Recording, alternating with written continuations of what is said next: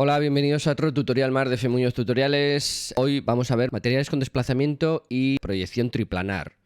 Estos dos materiales los voy a dejar para descarga para que lo podáis ver cómo funciona. Si alguien quiere ir a tiro hecho y saltarse esta explicación, que no lo recomiendo, ir abajo a la información del vídeo y saltar a la zona que correspondáis. Entonces os recomendaría que lo vieseis el vídeo entero porque tiene miga y además esta información no se encuentra mucho en internet.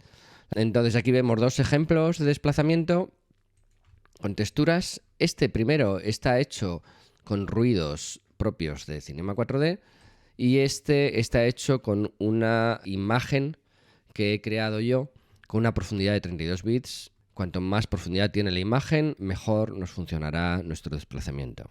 Bien, lo primero que vamos a hacer es entender qué es la proyección triplanar. Vale, si no conocéis, la proyección triplanar es una de las formas de proyectar un render. De hecho, voy a crear varios objetos para que veamos el resultado. Vale, un domo para iluminarlo todo y una escena. Vamos a crear un solo material desde Redshift. Ya sabéis que vamos a intentar trabajar siempre con el estándar cuando sean materiales comunes.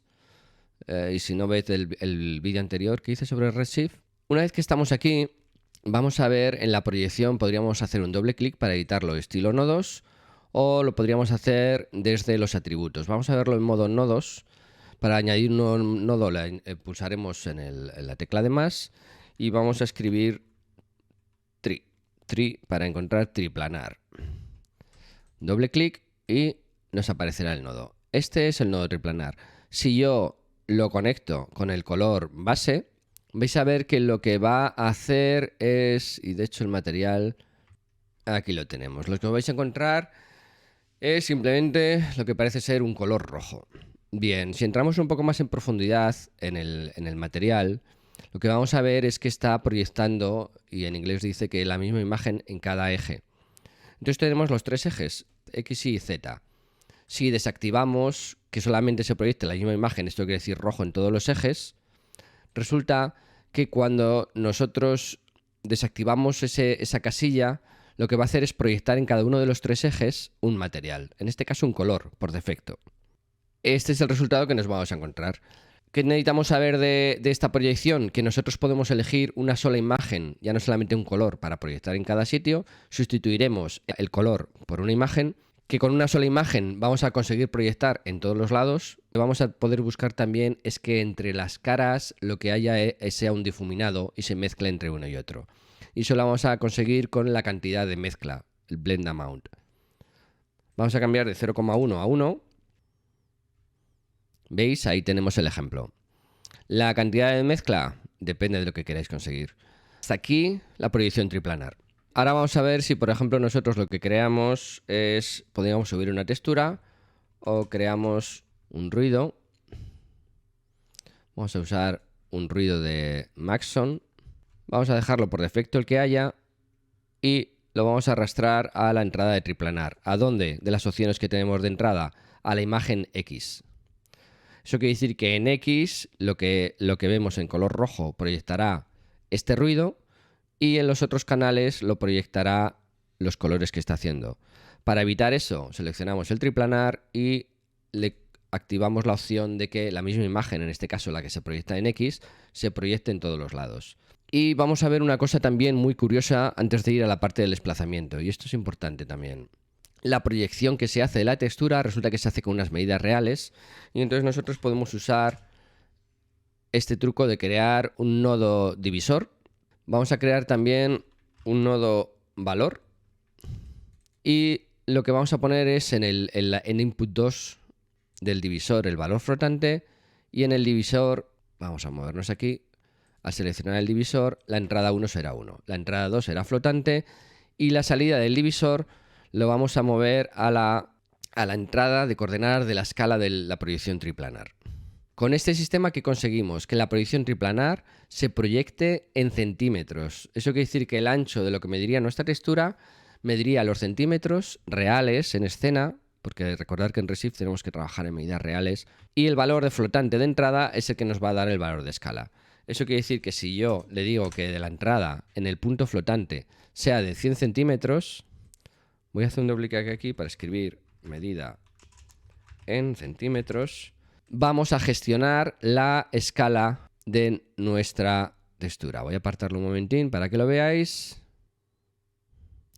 Bien, fijaros cómo si aumento el tamaño a 1000, ese valor va a aumentar conforme a los elementos. Recordad que, por ejemplo, esta esfera, una esfera por defecto mide 2 metros de diámetro.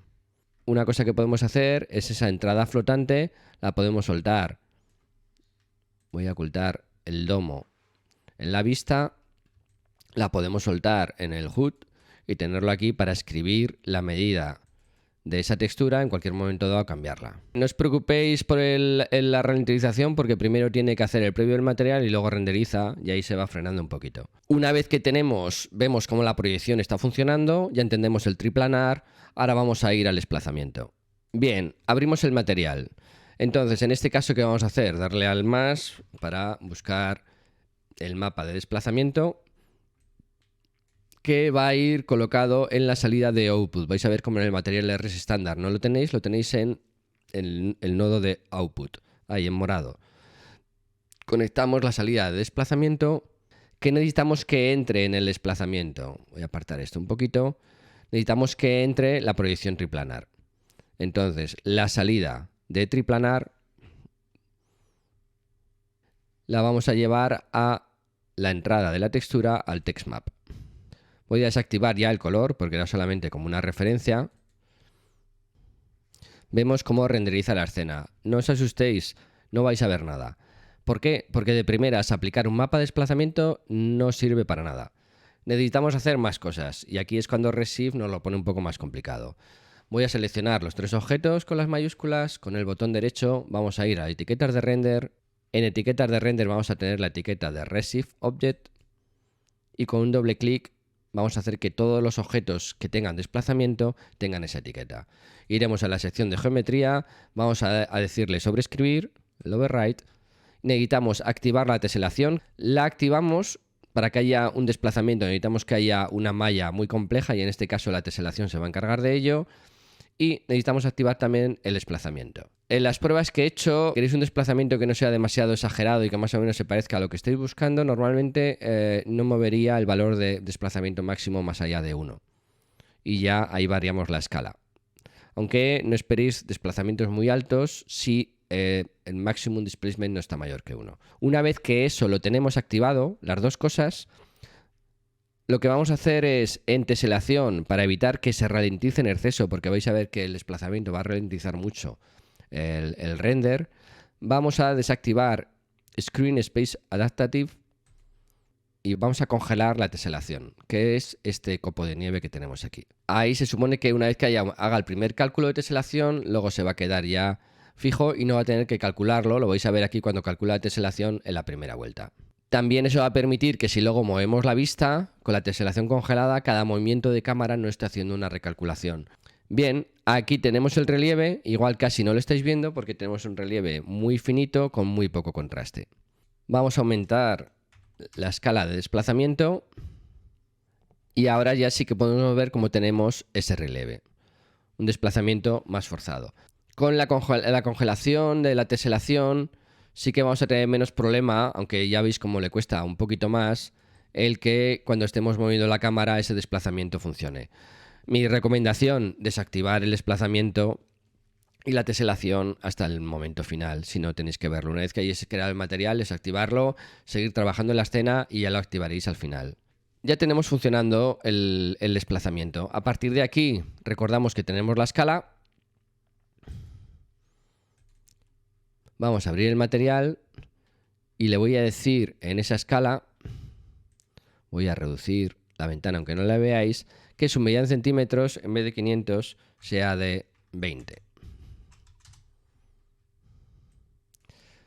¿Qué es lo que ocurre al meter esta entrada y lo que ocurre cuando empezamos a tener nodos? Que primero tiene que hacer el cálculo del material, luego tiene que hacer una especie de pequeño render del material y cuando lo ha hecho ya es cuando pasa a hacer el render de la escena. O sea que cuanto más complejo es el material por nodos, más lento va todo el proceso. Y es lo que ocurre también con esos materiales que vienen por defecto ahora en la librería de Cinema 4D, que son muy bonitos y funcionan muy bien, pero son tan complejos que necesitamos mucho ordenador, mucha gráfica realmente para hacer el cálculo. Bien, y aquí llegamos a los dos materiales que vais a poder descargaros. Uno tiene un mapa de desplazamiento que está hecho con dos ruidos, con un ruido propio de Redshift y otro de Maxon, por hacer el experimento, que pasan por un nodo de color, de capa. Aquí estamos al estilo de Photoshop. Tenemos una capa base que es el ruido, veis que aquí tenéis conectado el nodo. Y como la capa 1 está en modo multiplicar, como son blanco y negro los dos, multiplican y suman mancha. Eso va directamente a la textura del triplanar. Y por otro lado tenemos el divisorio flotante para que nos dé su medida en centímetros, que pasa por el canal de desplazamiento y luego ya aparte ya el material ya tiene su color.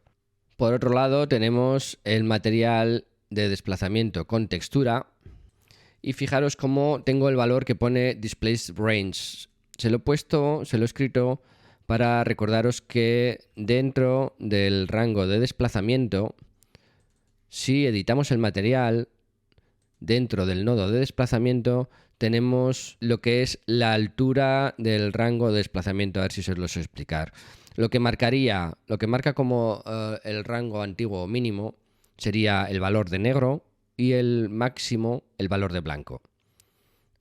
De negro a blanco es lo que está levantando el relieve en nuestra imagen.